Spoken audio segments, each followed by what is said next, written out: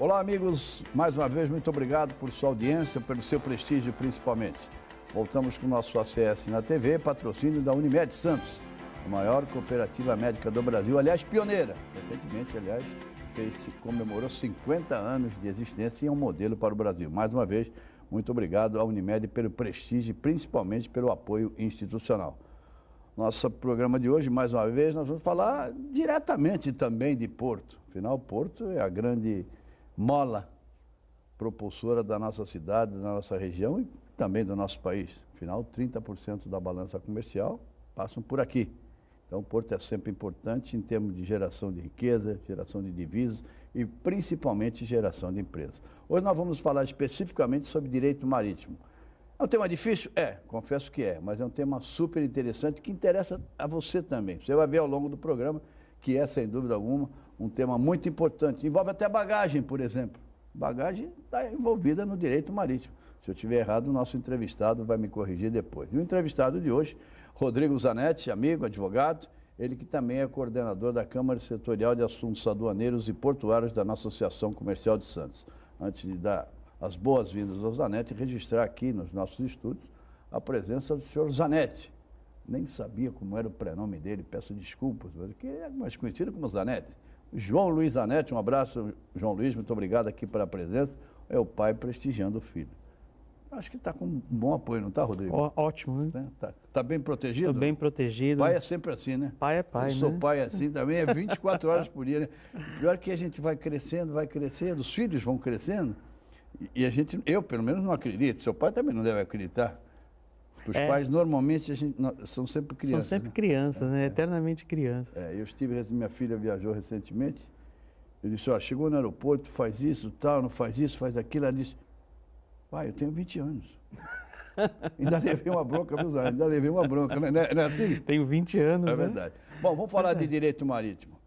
Se eu corrigir, vamos bem. Agora é teste. Eu falei para você antes do programa que eu ia testá-lo também. Testar no bom sentido, até porque todo mundo sabe na região a sua autoridade em direito marítimo. Obrigado. Mas eu estava lendo, essa questão do direito marítimo começou no século 23, antes de Cristo, com o Código de Hammurabi. Isso. Onde ele estabeleceu regras em relação a fretador, abalroamento e também a construção naval. É isso? É tão antigo assim o direito marítimo? Bom, acertei, não? Acertou. Obrigado pelo convite. É um prazer estar aqui no programa da nossa ACS, né? Sim, o direito marítimo começa lá de trás, porque o Código Hammurabi via a importância do comércio marítimo já naquela época. É o século 23 a.C. Para ver a importância da troca comercial, né, da importância de se ter um regramento mínimo na época, né, para a questão das trocas comerciais entre os países, que os países produziam e já haviam a possibilidade de vender a sua mercadoria para os outros países, para outras nações, né, para outras regiões um pouco mais longínquas, né. E o Código de Hammurabi ele veio como a primeira legislação, vamos dizer assim, né, um regramento específico sobre o direito marítimo, né, que veio vindo e sempre o homem vendo a importância do mar para a questão econômica, né.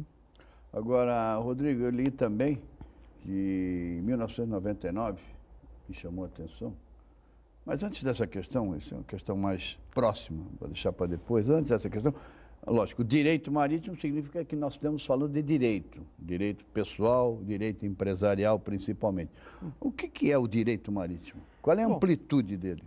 O direito marítimo ele já é um ramo do direito, né? Dentro do direito, nós costumamos dizer que ele é um ramo do direito sui generis, porque ele embarca tanto matérias do direito público como do direito privado, e o direito marítimo nada mais é do que um conjunto de regras que regem as relações do mar, né?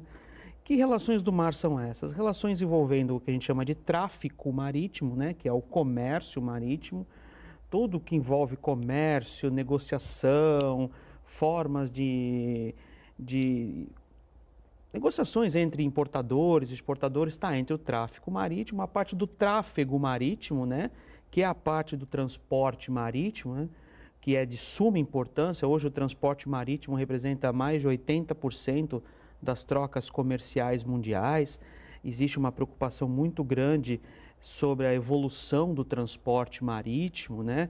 Cada vez mais os navios estão sendo mais bem equipados, mais preparados tecnologicamente para esse transporte, que nós entendemos que nunca vai deixar de ser o mais importante nas trocas comerciais. Claro, temos as ferrovias, as rodovias, mas o transporte marítimo, por quê? Porque ele é mais eficiente, um custo mais baixo, né?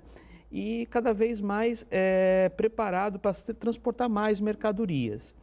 Nós temos a questão das embarcações, dos navios, como você até falou no começo, a questão dos contratos, dos navios, a importância do navio e a importância também, por fim, no direito marítimo, o que ele visa estudar? A questão dos homens do mar, que a gente chama, né? A questão de todas as pessoas envolvidas com o direito marítimo, como a figura do comandante, que é muito presente na nossa legislação, né? Apesar de que nós já temos projetos de navios sem comandante, sem tripulação, né? Não, os aviões hoje, ainda recentemente, eu estava conversando, surgiu uma questão que não vem ao caso agora, e eu liguei para um piloto para tirar uma dúvida. Eu adoro, sempre tive muito medo de viajar de avião. Hoje, graças a Deus, o Zanetti praticamente perdi o medo, mas a gente fica com aquele receio quando dá turbulência, vai ficar todo mundo em silêncio. Ah, não tenho medo, mas fica todo mundo em silêncio. Esse amigo meu, piloto, aliás, tinha um avião, vendeu, disse: Márcio, o avião hoje, ele pousa e decola até ser o piloto. É lógico que ele está na cabine, mas ele pousa sozinho e decola sozinho. Hoje nós já temos não vou nem falar em que é um projeto, já é uma realidade, né, do navio, que ele pode transitar sem nenhum tipo de tripulação, tá? É um navio construído por uma empresa norueguesa, né? E vamos dizer assim, a primeira viagem dele vai ser agora, em 2019, com a tripulação apenas para sentir como é o funcionamento, tudo, mas em 2020 a ideia já é esse navio transitar nos mares sem nenhum tipo de tripulação, de comandante. Mas eu fico imaginando, voltamos à aviação. Senhoras e senhores, aperte o cinto, vamos decolar. E não tem piloto. O piloto sumiu. Não. Já imaginou? Você está dentro de uma embarcação e olha, eu acho que o ser humano, é lógico que é fundamental, imprescindível. Você pode até reduzir a sua participação, mas sempre vai ter alguém na cabine para dar uma olhada para ver se está tudo certo, né? Olha, a ideia desse navio é que ele transite mesmo sem nenhuma tripulação, mas tem toda a retaguarda, né? Porque esse navio vai ser operado por pessoas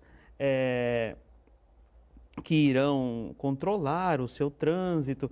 Temos a questão também da possibilidade de pirataria em alto mar, então esse navio tem que ser fiscalizado. E a questão desse navio interessante, Márcio, é que ele é um navio ecologicamente correto, porque ele não vai funcionar com óleo diesel, né? Ele vai funcionar com energia solar, com baterias de energia solar, as baterias de lítio, né? Ou seja, é um navio ultramoderno e é uma realidade. E traz algumas consequências para nós aqui no direito marítimo brasileiro. Por quê? Porque toda a legislação brasileira do direito marítimo, ela privilegia, vamos dizer assim, a figura do comandante. Então, no Brasil não existe um navio sem comandante, né? Então, esse é um Até pelo aspecto legal, né, Rodrigo? Pelo aspecto legal. Você tem que ter o responsável legal. Nós vamos fazer o primeiro break, terminamos o nosso primeiro bloco, vamos continuar com esse assunto e vamos voltar mais especificamente sobre direito internacional. Quero colocar questões em relação a exportador, importador. Essa é uma questão interessante. Você tem um problema, eu sou um exportador. Eu tive um problema com o importador. Vale a legislação brasileira? Vale um tribunal internacional? O que é que vai dirimir essa dúvida, esse conflito? Vamos fazer um break e voltamos com o Rodrigo Zanetti para continuar falando especificamente sobre direito marítimo e outros assuntos. Eu quero falar com ele sobre uma convenção internacional que o Brasil não ratificou. Nós vamos falar sobre isso. Voltaremos em instante.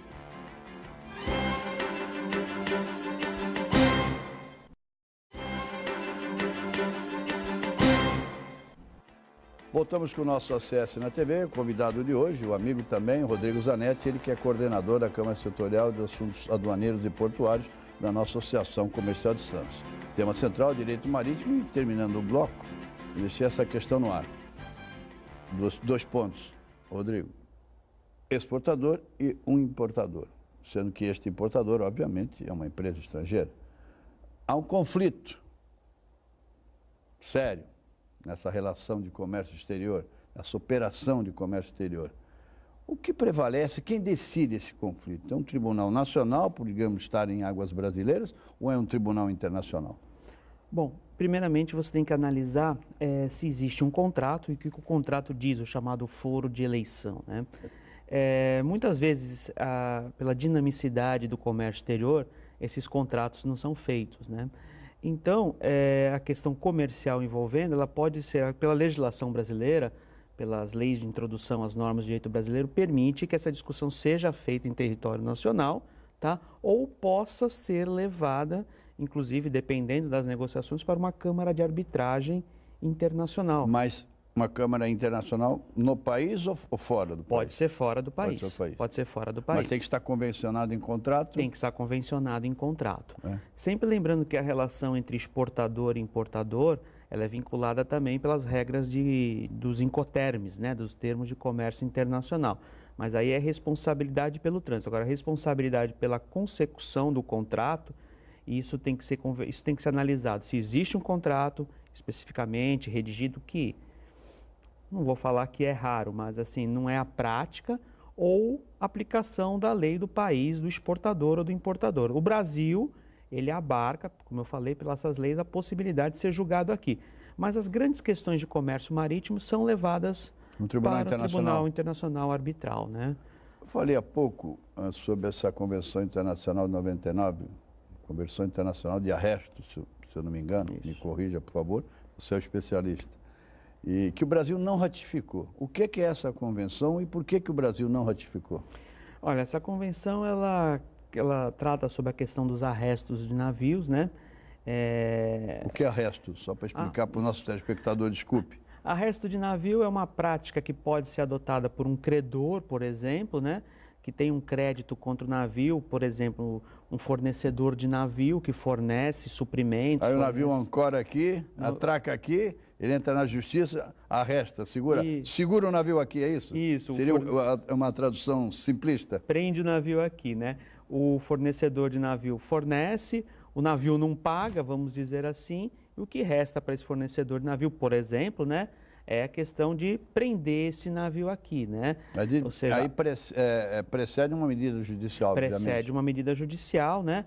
Hoje nós não temos mais as cautelares, mas hoje uma tutela você consegue prender, arrestar, segurar esse navio aqui para quê? Para que ele cumpra com a sua obrigação ou dê uma carta garantia ou faça um acordo, né?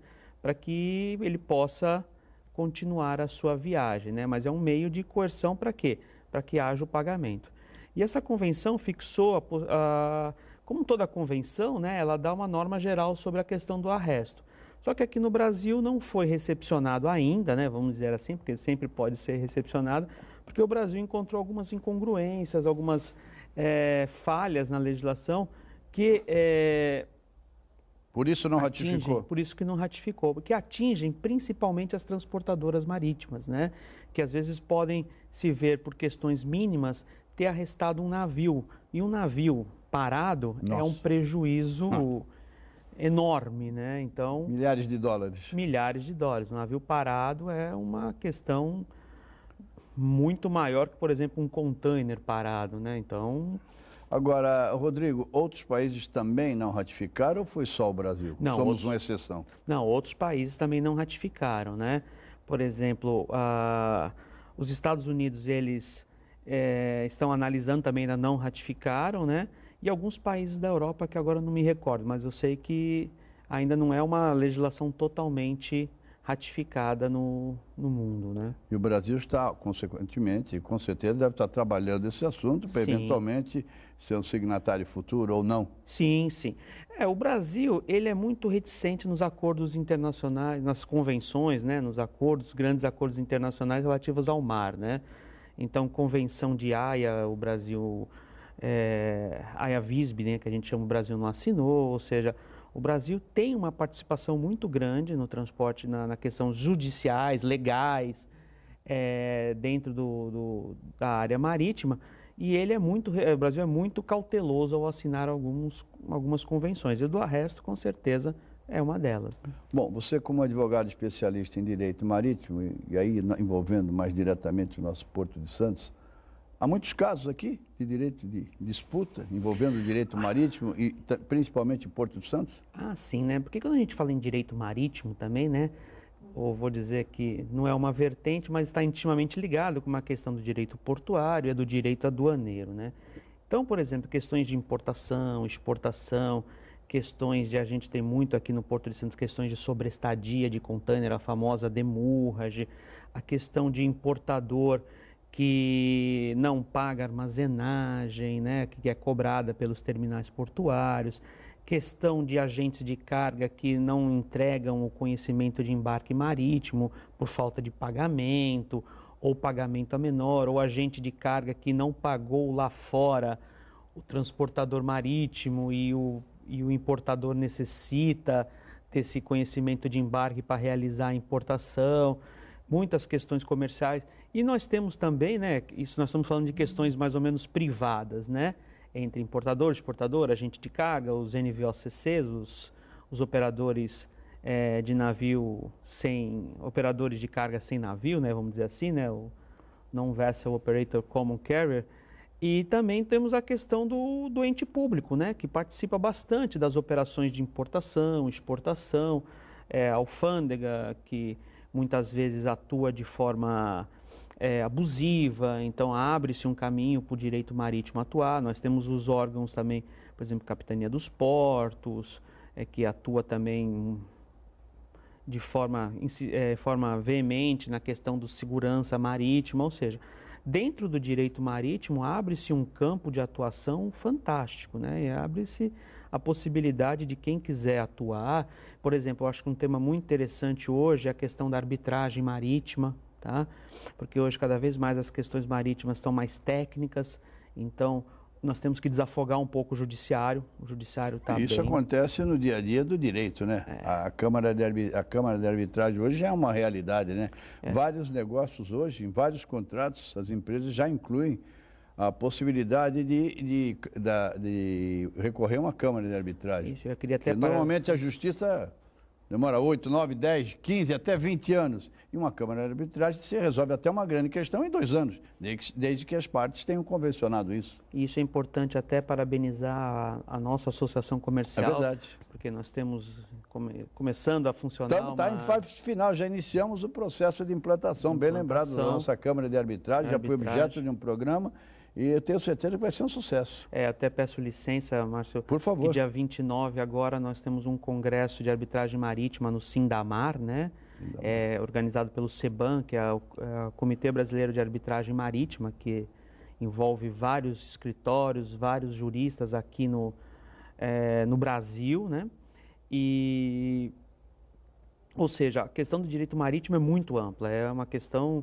E outra coisa que chama a atenção no direito marítimo é a chamada interdisciplinariedade, né? Ou seja, o direito marítimo envolve várias matérias, né? Sim. A gente fala em direito civil, direito penal, direito comercial, então... Pela própria amplitude do assunto, a gente fica imaginando até onde vai o tradicional direito marítimo. Nós vamos fazer o nosso segundo e último intervalo e voltaremos em instantes com o Rodrigo Zanetti. Eu quero saber também o papel da autoridade portuária nesse contexto do direito marítimo, e também nós vamos falar de um congresso, um seminário que nós estamos idealizando e vai ser na CS, em parceria também com a TV Tribuna, sobre direito marítimo. Deve acontecer, se estiver errado, depois eu me corrigir, em novembro. Voltaremos em instantes.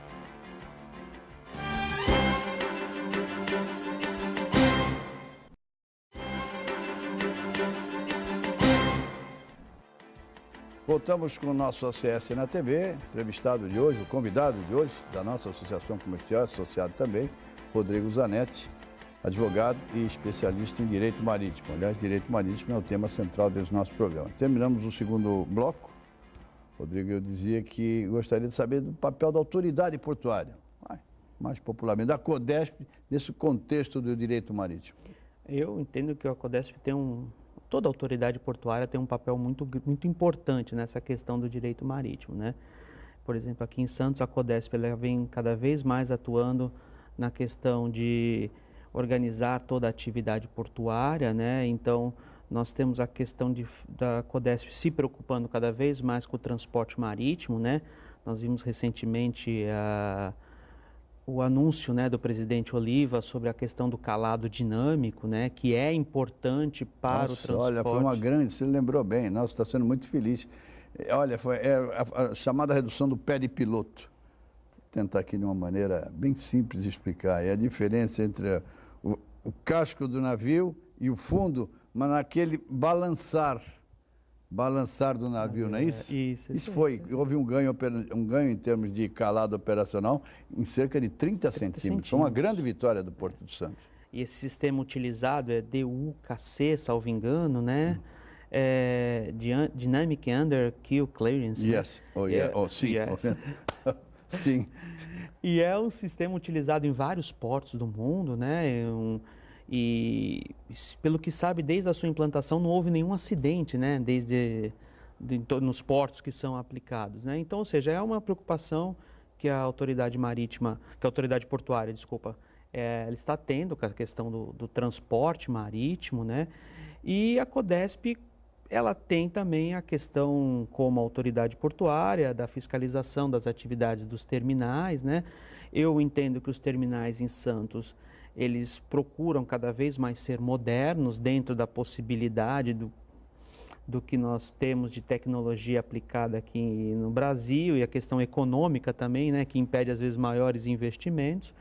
E a autoridade portuária eu vejo hoje como um grande elemento na área marítima, né, e obviamente na área portuária, que a área portuária depende do marítimo e o marítimo depende do portuário. Cada vez que os terminais funcionam de forma boa, o transporte aumenta, a movimentação de cargas aumenta, né? Aliás, falando-se em autoridade portuária, você falou em segurança principalmente, detalhe importante, é que nós estamos esperando já faz tempo o famoso VTMS, né? Que é um sistema de segurança, e o sistema de Santos, o VTMS, prevê 4 radares, em que traz o navio desde lá de fora até o momento da atracação. É um sistema super importante, estamos bem atrasados.